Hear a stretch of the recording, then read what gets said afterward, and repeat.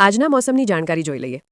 તાજા હવામાન અહેવાલ મુજબ ગુજરાતના મુખ્ય શહેરોમાં ગઈકાલે રાત્રે લઘુત્તમ તાપમાનમાં નોંધપાત્ર ઘટાડો નોંધાયો.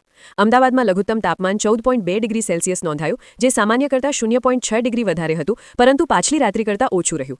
સુરતમાં રાત્રિનું તાપમાન 18.1 ડિગ્રી સેલ્સિયસ નોંધાયું, જે સામાન્ય કરતાં 1.5 ડિગ્રી વધારે છે. રાજકોટમાં લઘુત્તમ તાપમાન 15.0 ડિગ્રી સેલ્સિયસ રહ્યું, જે મોસમી સરેરાશ કરતાં માત્ર 0.9 ડિગ્રી વધારે છે. વડોદરામાં તાપમાન 11.2 ડિગ્રી સેલ્સિયસ નોંધાયું, જે સામાન્ય કરતાં 2.8 ડિગ્રી ઓછું છે. એમાં અમરેલી પણ શામેલ છે, જ્યાં 11.2 ડિગ્રી સેલ્સિયસ તાપમાન નોંધાયું, જે સામાન્ય કરતાં 1.5 ડિગ્રી ઓછું છે. રાજ્યના અન્ય ભાગોમાં પણ રાત્રિનું તાપમાન ઠંડુ રહ્યું.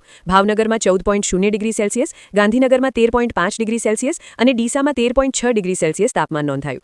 દરિયાકાંઠાના વિસ્તારોમાં તાપમાન હળવું રહ્યું. દ્વારકામાં 20.0 ડિગ્રી સેલ્સિયસ અને ઓખામાં 21.1 ડિગ્રી સેલ્સિયસ નોંધાયું. કચ્છ અને નજીકના વિસ્તારોમાં ભુજમાં તાપમાન 16.1 ડિગ્રી સેલ્સિયસ હતું, જે સામાન્ય કરતાં 3.7 ડિગ્રી વધારે છે. નલિયામાં પણ તાપમાન 14.8 ડિગ્રી સેલ્સિયસ નોંધાયું. આ સ્થિતિ ગુજરાતમાં સામાન્ય શિયાળાની સ્થિતિ જળવાઈ રહેવાની સંકેત આપે છે, જ્યાં મધ્ય અને ઉત્તર જિલ્લાઓમાં રાતો ઠંડી રહી છે.